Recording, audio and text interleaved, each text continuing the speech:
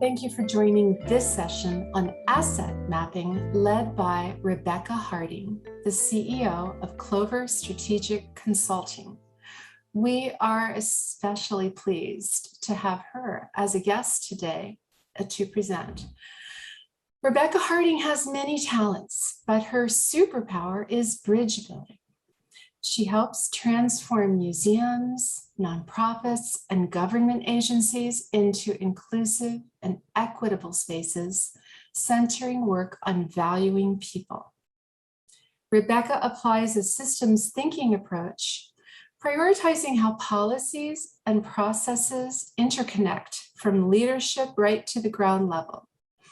She values transparency, curiosity, empathy, and action. And with that, I am going to hand it over to Rebecca. Welcome. Thanks, Anne. I am so incredibly honored to be here today. As Anne said, I am the CEO of Clover Strategic Consulting. I am actually based in Los Angeles, so I am coming to you from 2 hours earlier than you are at this moment. And for those who are visually impaired, I just want to say that I am a white woman with blonde hair, blue eyes, and I am wearing a tealish green top today. My background is blurred, so no one needs to see the mess of my home office. I am incredibly honored to talk to you today about something that speaks directly to my heart, which is building strong communities. Much of my work is that, working with civic organizations, nonprofits, museums, and thinking how can we create a better community for those in our care. And asset mapping is right up there. So I'm going to start by sharing my screen. I have some visual slides that we're going to use today. So give me one quick moment while I set that up. All right, here we go. So today we're really going to talk about what asset mapping looks like within creative districts, intimately tied to the Creative District program led by the Nebraska Arts Council. As Anne said, this is who I am. I am really passionate about thinking about how we can apply elements of inclusivity and equity and really centering people and valuing people within our work. And I get giddy about any type of research or organization methods that I can use. I'm a little bit of an organizational nerd, I will say. So I really enjoy systems thinking. And like Anne said, I do value transparency, curiosity, empathy, and action, which align with what asset mapping is and looks like in practice. So let's jump in and start thinking about what this means.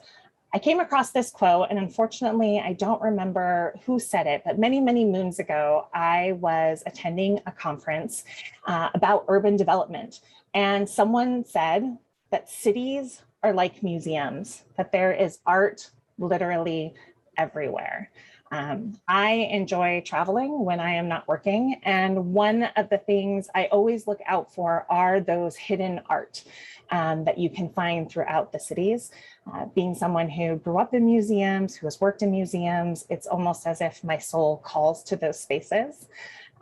The picture that is on screen is actually of my son.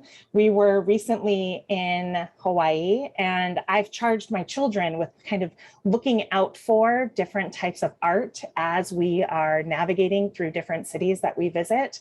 And he was so excited to find this very short brick wall that was covered in a mural that had just recently been done on a walkway that was a pathway down to the beach. And what I love about this idea of creating creative districts in Nebraska is that you get to showcase things like this hidden treasure that someone just stumbles upon as they're navigating through different cities.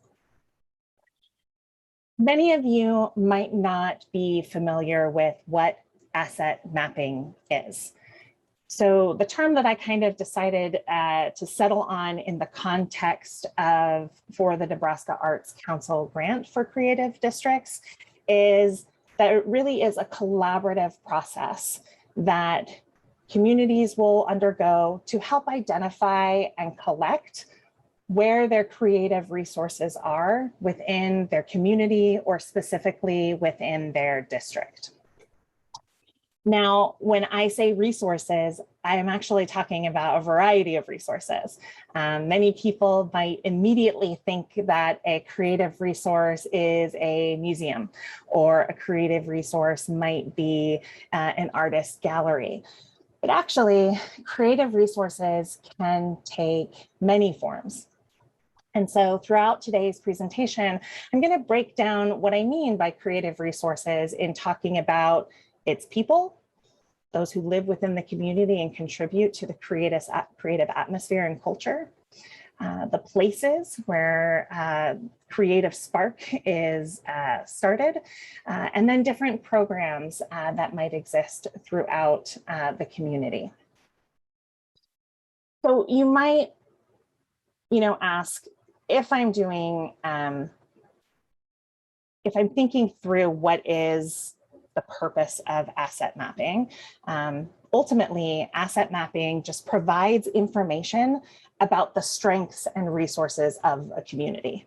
And it can help uncover solutions when you are thinking through or addressing a particular problem. And once you have those strengths and resources of the community inventoried and depicted on a map, you're able to visually see where you might be able to provide different solutions.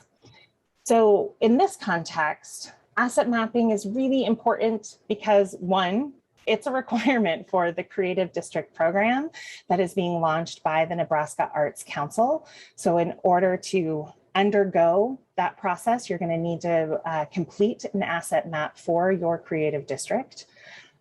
But asset mapping can also be really important in terms of different types of community planning and development. And it really helps counter that deficit mindset. So often when we think about communities, it's easier for us to highlight what we lack versus what we have. And asset mapping really focuses in on the different strengths that your community already has in development, and then allows you to see where you can either complement and/or supplement or bolster additional programs, resources, and whatnot. So the community asset is really talking about the capacities and abilities of its community members. It also includes a physical structure or place. So think of like a school or a museum or a library or a park. It also might be businesses that provide jobs and support the local economy that might be aligned with the creative arts. It could also be associations of your community. So thinking through community groups or, the YMCA or the Rotary or even a neighborhood watch group. And it also might include things like local, private, public, and nonprofit institutions or organizations. And so when you want to think through when is it the right time to use asset mapping, typically it's used when you want to start a new program or need information about available resources for that program. You might also utilize asset mapping when you need to make a decision about your community. It can help identify assets and concerns. The map results help determine what new direction you might want to be taking within your community or identify those programs that do need to be developed. And it also, you might want to empower and mobilize the community. So if you involve a variety of different community members in constructing this tool, the process itself ends up being an organizational tool for the community and strengthens community bonds. Now, for those of you who have not embarked upon asset mapping before, it might seem like a daunting road to go down. And here today, I am hoping to kind of simplify the process for you, so you can have a firm understanding of what you're getting yourself into, what roadblocks that you might encounter, and then have some solutions that you can kind of navigate around those roadblocks. What asset mapping and this kind of roadmap for asset mapping will not provide is an easy path. And I say that because when you start the process of asset mapping, it's all about relationships that you have within the museum, what you are trying to uncover and make visible, and especially thinking through elements like diversity, equity, inclusion. You want to ensure that your asset map reflects the community and those who make up the community. And if within your community, there aren't necessarily strong bonds between those different factions and groups, the asset mapping process can sometimes be a little slow. Because again, you have to move at the speed of trust between those relationships. So it is a transformative process. You will learn a lot along the way, and there will be roadblocks and struggles that you are going to encounter, but ultimately the community at large will be better for it once the process is complete. So when you start to think on where do you begin with asset mapping, okay, seems like a simple task, right? Of, you know, I just have to make a list of all the different creative assets that I have in my community. Well, it's a little bit more complex about that. So I've broken it down into 4 concrete steps that you can take to really ensure that once you're through the end of the process of your asset map, you have enough data and information that will be able to support your application for a creative arts district. And I've broken those 4 steps down into locate, survey, discover, and unlock. Let's dive in. So when I talk about locate, obviously when you apply for a creative district, you're going to need to decide what that creative district is or where it is. One of the beauties on the way in which this program has been designed is that you can make it work for your own community, which means what might work in a larger city might not apply to a rural city, but there's flexibility within the program for you to really think through and design what is going to work for your own individual community with its unique strengths. So when we think about locating for greatest impact, one, you're going to want to think through what is the location that we should map. So you should set some physical boundaries. Those boundaries do not necessarily need to be within a succinct city guideline. It could look like a neighborhood. It could look like a main street. It could look like parameters that are defined by different landmarks and or city roads. Or it could be, you know, a certain part of the city, like a downtown district or a historic district, right? But you get to determine what the initial area you would like to map. That being said, your asset map actually might reveal where you can actually refine those boundaries moving forward within your application for the creative district. So you might find after you go through and you map all of the different data, it becomes incredibly clear where you should be focusing your attentions. But for the initial part, you want to determine the location. You know, what area should we be mapping that we want to collect the data for and then visually display? Secondly, you can't do this alone. Another element that I really enjoy about this program is that it requires community partnership. All right, so you need to define who those partnerships are, who is going to be involved in the process of starting the asset mapping. One requirement is that you do have a civic entity attached. You might also connect with a local arts council. You might think about connecting with other types of organizations that align or have skin in the game with creating a creative district. And you want to bring those shareholders together and start relationship building. Determine a common goal that you can then move forward together and share the load of asset mapping. And then lastly, you want to have a firm understanding of who your community is on a demographic level. All right, who makes up your community? What different ethnicities and races are represented? Gender, religious affiliation. You want to ensure that as you're going through and inventorying these different types of creative assets, that you're ensuring that you're being inclusive, that you can take a look at that demographic within your community and ensuring that you have reached out to organizations that serve every member of that demographic. All right. Secondly, talk a little bit about diversity. I love this quote from George Herbert Mead because it's simple. Society is unity and diversity. I am a firm believer that our communities are as strong as when we celebrate the diversity that lives within it. I live in Los Angeles, and you can imagine Los Angeles is an incredibly diverse city.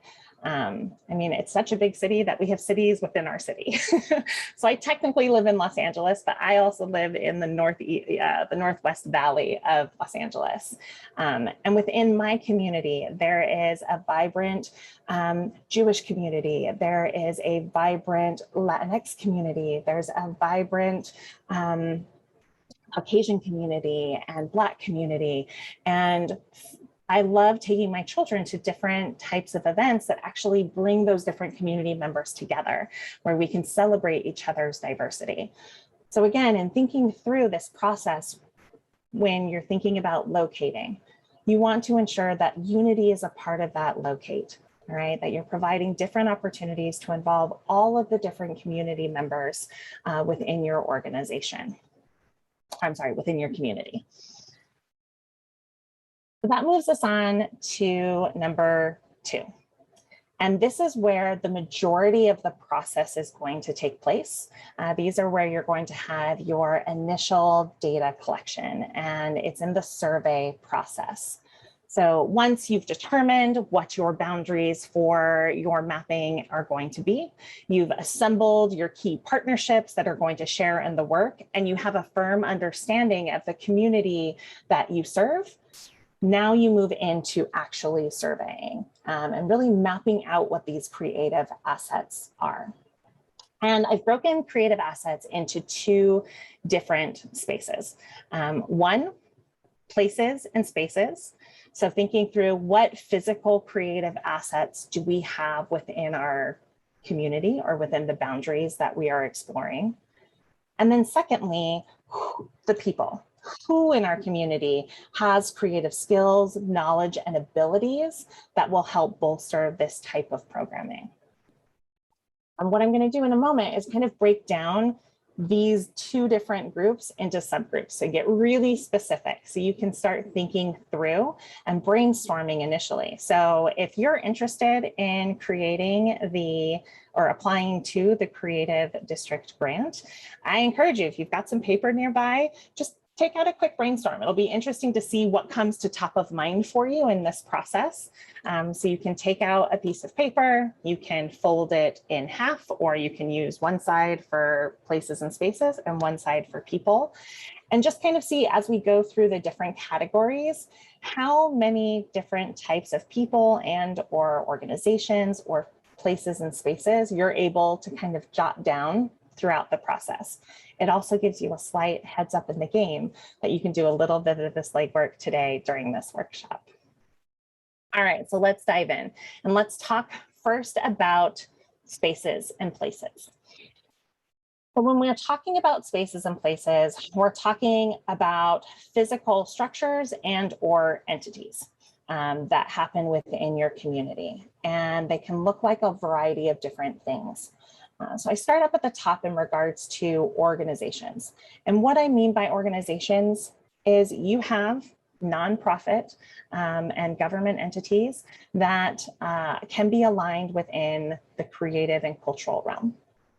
So those organizations might be a Rotary Club, a YMCA, it might be a Veterans Association. So really thinking through different types of organizations that are present within your community that align with creative and cultural arts. You also have different businesses. One of the businesses that I like to highlight in the creative district is restaurants. One of the reasons I love traveling is I love exploring different types of foods from different areas. So mapping out what different types of restaurants are unique to your community that share different aspects of culture within your community. Additionally, you might have businesses like bookstores. Okay, private bookstores, you might have supply stores, anything that you can think of a business that would then align and share the story of your community from a cultural and creative arts perspective. Okay, next up, listing out all the different artist studios and workshops that might be available. So organizations that provide community learning, so community spaces, you might think through in regards of elder care or workshops for seniors, yoga studios, art studios, thinking through anything in regards of making. So do you have someone who makes custom tables within your community or custom furniture, things along those lines of really where someone is able to apply an artistic product and then share it either through selling their products or through teaching others how to gain those different skill sets. Next, we can think through performing venues, what that looks like. So if you have a concert hall or you have a amphitheater where you bring different types of musical events. Also thinking through in performing venues, do you have, a choir or an orchestra that performs in an opera? All of those different things are for performing venues. Live theater. So for here in Los Angeles, I would think through, we have, obviously we have our theater district where we have the Pantages Theater. We also have the Gay Men's Choir of Los Angeles that performs all over the world. We have the LA Philharmonic. Those are all things that I would put under performing venues to highlight. And then the central piece, I didn't even mean to put it in the central square, but what is true and near and dear to my heart is, galleries, museums, historic spaces. So when you're looking at galleries, it can be privately owned artist-run galleries. It can be fine art galleries. You can also think through in regards to museums, not just art galleries, but where your cultural and science museums, your children's museums, anywhere that sparks creativity, any venue in that sense, that's kind of where museums are going to come into play. So again, for here in Los Angeles, I would immediately think of our Natural History Museum, the Los Angeles County Museum of Art, the Getty Museum. But then I would also think through some of the smaller, more culturally specific museums that we have, which is the Chinese America Museum. We have the La Plaza y de la Culturals, which is our Mexican American Museum and Indigenous Museum. So thinking through both large and small, what are those different museums and galleries that you can then list out? And then also thinking through historic spaces or historic homes. So do you have anything from the national parks that is in your community? Or do you have, a founder of your town? Do they have a historic space? Wanting to make sure that we include those different historic spaces. And sometimes those historic spaces might just be a monument and or a plaque, still things that we would want to include on our asset map. Next, we have events and festivals. So looking through your community's calendar year, what are the different gathering points where individuals are coming to kind of share the creative arts. So, you know, do you have a food festival? Do you have an art festival? Do you have a film festival? Do you come together for different community events centered around holidays that would align with the creative and cultural arts? All of those things that you can take a look there. So you can look at the municipality, see what the city or the county offers, what the state offers in your specific region, but then also looking into private industry and seeing if there are community groups that come together to plan and put on different types of events and or festivals throughout the year. Landmarks and public spaces. This is really where you would think through parks. One of the things I love living about in Los Angeles is we have a very vibrant green space. So really mapping out what those public spaces are, whether it's a formalized park through the Park and Recreations Department, like I said, maybe a state park, or perhaps there's a square. So for instance, in downtown Los Angeles, we have something called Olvera Street. Olvera Street has been determined that it was really the start of Los Angeles with Mexican-American occupation. And from Olvera Street, it is a giant public square. And then kind of branching off of it, you have all of these different businesses as well as arts and cultural organizations and institutions that are all connected under the umbrella of the El Pueblo district, okay? So thinking through what public spaces do you have? Do you have a town square? If you are a Gilmore Girls fan, I'm a big fan of that show, thinking through, you know, that kind of that quaint town where everyone gathers and where those events and festivals are actually held, making sure you list that out as a separate entity, disconnected from your events and festivals. We're also going to want to think through what types of houses of worship do you have within your community? What churches, mosques, synagogues, and any other type of community space where individuals gather to worship, right? Very often you will find within communities of worship that they host different types of events and or festivals, or have community organizational groups that might be really key stakeholders throughout the process. And then lastly, thinking through different schools and educations. Do you have a fine arts institute within your community? Do you have dance studios?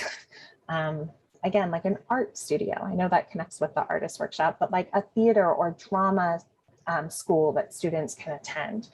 Really thinking through all of these different businesses, organizations, and spaces that come together to really map out what your creative energy looks like in a physical presence. All right, we're going to transfer over now to thinking through the people. How do we go about inventorying the types of people for a project like this? The way that I like to approach asset mapping in regards to people is, again, to break it down in similar buckets. I always start off with cultural groups. What cultural groups are present, they are usually incredibly active within their community and can be great shareholders throughout the process. And you're going to want to connect with those individuals as you start working with that community if you don't already have relationships established. Secondly, thinking through who are the artists and the creatives that exist, you know, within your community. This morning, we had a great representation of a beautiful artist that you have living in Nebraska, but really thinking through on a local perspective, who are those artists and creatives that are contributing to the larger field that you can bring into this process.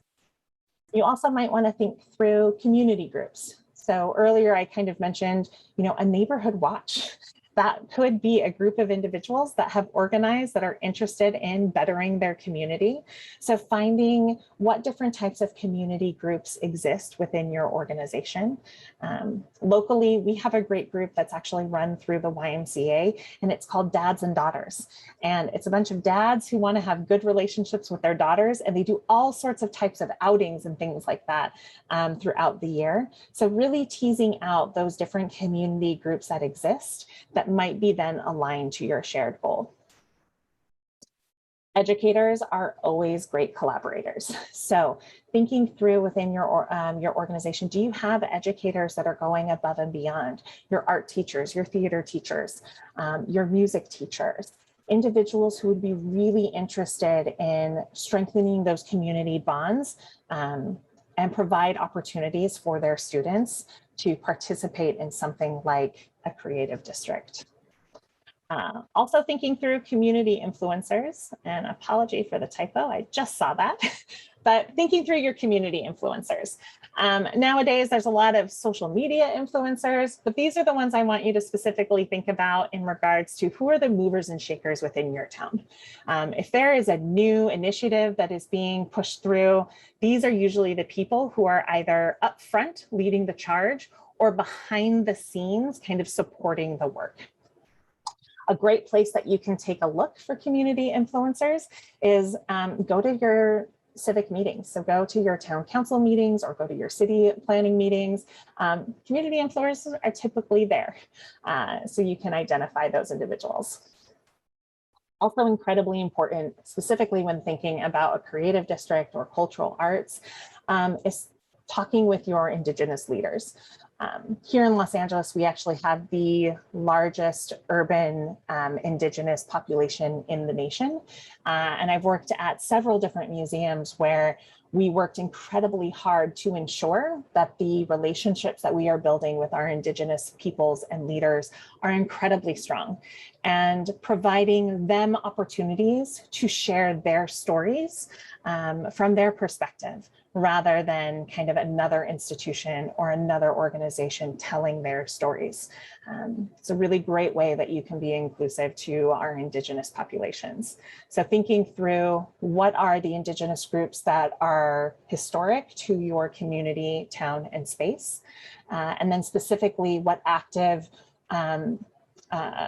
Indigenous groups do you currently have living within your community.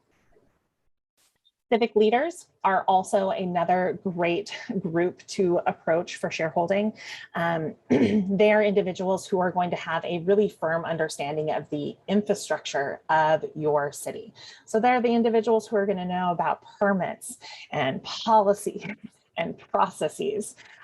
So finding connections with civic leaders, whether that is your mayor, pardon me, your mayor or your city council, or perhaps it is a neighborhood district that has representation, or maybe it's working with your park and rec directors, anyone along the lines in regards of a civic leader who would be able to bridge that infrastructure will be instrumental in this process. Board members. Now, this is typically one that people don't immediately think of, but when you go on your places and spaces list and you're kind of going through all of those different private or nonprofit entities that you're listing out, try to see if they list out who their board members are. What's great about that resource is these board members sometimes donate their time, their energy, as well as their own capital to support those organizations. So again, those individuals might end up being community influencers in regards to arts and creative districts. So really combing through those different web pages, talking with the organization, seeing if you can find a list of who their board members are and what they do will really be a great way for you to have a step up as you move through this process. And then we also have philanthropists. So these are individuals within your organization. Maybe they have a private foundation where they give grants. Perhaps they are just active in private donations that they give to different school settings, community centers, senior centers. So really taking a look at who are the donors within your community that are already supporting both the public and the private sector through their own capital and equity. All right. So you can go through those two different lists with your community partners, and you can still have blind spots as to what other unknown or untapped resources exist within your community. So the third step that I like to approach in asset mapping is called the discover phase, okay? And this is really for you to know what you don't know. And part of that is meaning you've gone through the process, you've done your initial brainstorm, you've done your initial research, everything that is within your sphere of influence has been documented, but now you need to step outside your sphere of influence and tap into others. So one of the ways that I like to do this is to actually survey community members. They are the ones who can tell you that ground level knowledge of who the movers and shakers are in their own communities.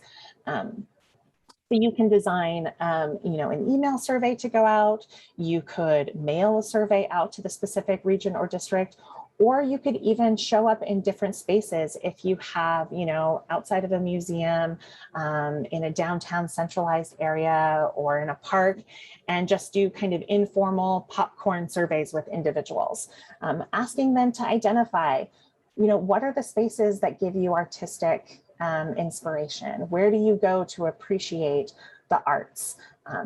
Who are the artists that you support within your community? Really teasing out that next network that's outside of your sphere of influence. Another way to do this is to highlight different local newspapers. Very often, those local newspapers are independently run, and they have great feature stories about what's happening in the community, different types of creatives that might have something to share or showcase. They might talk about different historic sites or efforts to document a historic site. They'll also talk about different community planning events. You can gain a lot of information from those local papers. And I like to read them far better than reading, the New York Times, because those local papers, they spark joy. They're really serving the community and sharing the information that's needed and necessary. You can even peruse a phone book if they still exist. I actually went through this process in creating this presentation. I tried to find if I could get a phone book here in Los Angeles. Our phone company stopped sending them out, but there are online sources. So the yellow pages do exist online, so you can take a look at that. You can also use, Google or Yelp, or I even found different Pinterest boards that community members had kind of curated together that gave me a lot of different resources of things that I wouldn't even have thought to take a look at, right? And then once you're kind of going through that discovery phase, it's really important that you continue updating those people and places within your asset map. You want to try to get as detailed as possible. All right, and then the last phase I like to call unlock. Okay, you've now gathered all of this information. You've spoken to a lot of different organizations, businesses, influencers, artists, but that's not it. So that's just the entry point. You've just walked through the front door, but now you need to sit down in the living room and start building those relationships with those organizations and/or people. So the real power of any community rests within the strength of those relationships. And so finding ways for you to listen to those communities' needs and see where there's a natural alignment. Anytime, I give this advice to really any of the clients that I work with, is that anytime you're trying to get an initiative pushed through, the most important thing that you can do as an individual is not craft a perfect pitch, but instead listen and take time to find the entry point with that individual or with that organization. Really take the time to understand who they are, what they value, what their needs are, and where they're wanting to place their efforts. Because once you have that idea, or that understanding, you can find a natural entry point for them to come into this larger project. You want to be able to find that alignment. Nothing really works when you're just trying to, shove your processes down someone's throat. I always like to say my dad is a lifelong salesman. And he really taught me this approach very young. He said his first job at selling was selling vacuums door to door back in the 1950s. And he was like, so I would show up and I would have my vacuum and I would want to tell them all about the vacuum and all the different features that this vacuum has. And he's like, I didn't have a lot of success. He's like, in his first few months, he actually thought he was going to quit his job and then just go join the Navy, and because he wasn't having success. And a mentor told him, he was like, did you ask them if they need a vacuum? And for that, my dad just kind of flipped everything around. And he was like, oh, I need to understand them, so that way then I can serve them with my product and what I have. And it changed his whole approach to sales. And throughout his time as a salesman, he's currently retired, but he is now he helps my sister at the farmer's market. He's the person who's out there making the relationships first, and then kind of finding that entry point to then share the product with those individuals to see if it's going to fit their needs, right? So really thinking about, in order for you to unlock your creative district, you need to spend the time to build those relationships, which means it can take time. So this process isn't going to be something that you can do overnight, but just know with those continued efforts, your community will reap the benefits of all of the time that you dedicated to really building those strong bonds. Right. We're going to end with talking about tools for asset mapping, because it can look very differently depending upon how you want to approach this.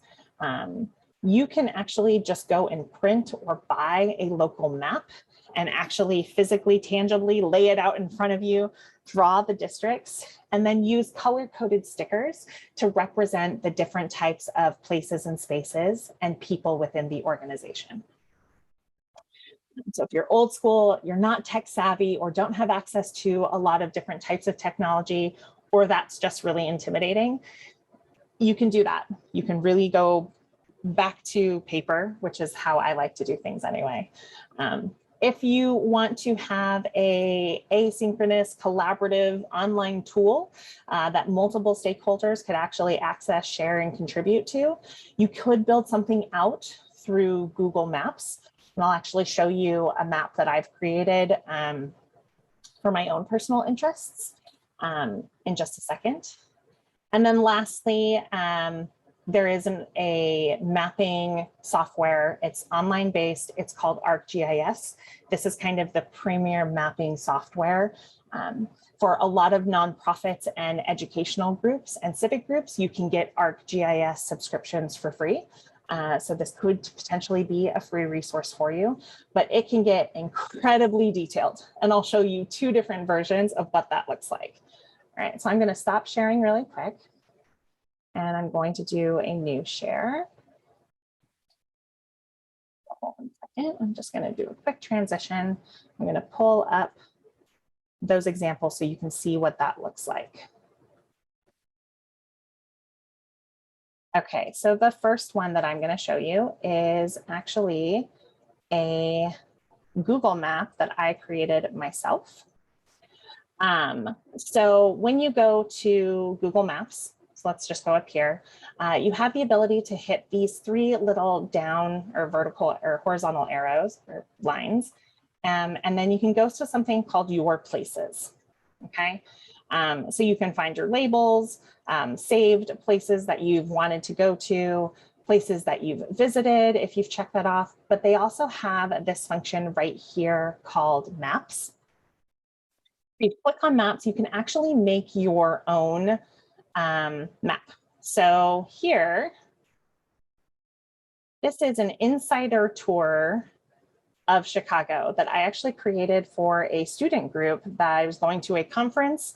They were looking for an activity for students who didn't qualify for the final rounds of the debate, and they wanted to provide an activity for them. And I said, let's go on a walking tour of Chicago and highlight different pieces. So I had different routes that I created, but I was able to go through, and I'll kind of zoom in, and just start plotting out different elements of interest. So here, there's the BP pedestrian bridge, which is this really just beautiful architecture. There is the JP Pavilion, which is really nice. Down here, we had Butler's Field that they could go take a look at. And we sent the students on kind of a scavenger hunt as they went through these different spaces.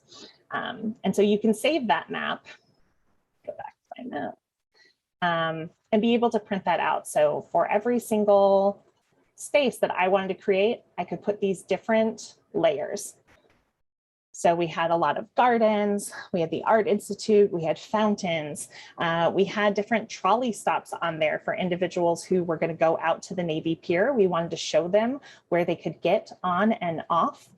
So you can plot every single one of these pieces and then customize what the name and color is, right?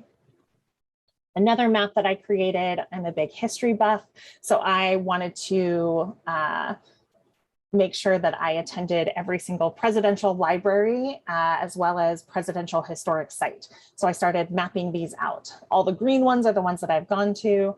The red ones are the ones that I have yet to attend. But another way that you could map things out.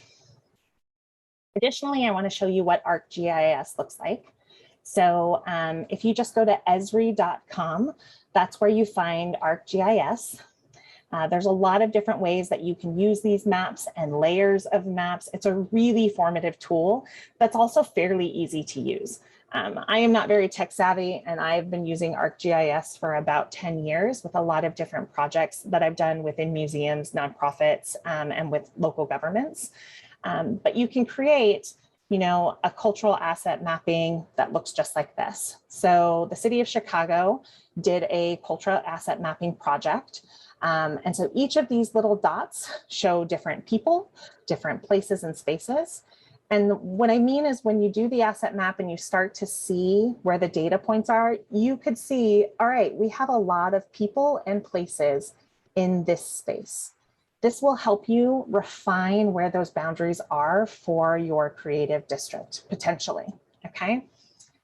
And then the other way that I like to use ArcGIS is actually from the town that I used to live in.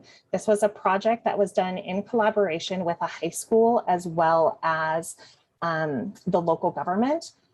They wanted to map all the public art that you can find within its boundaries.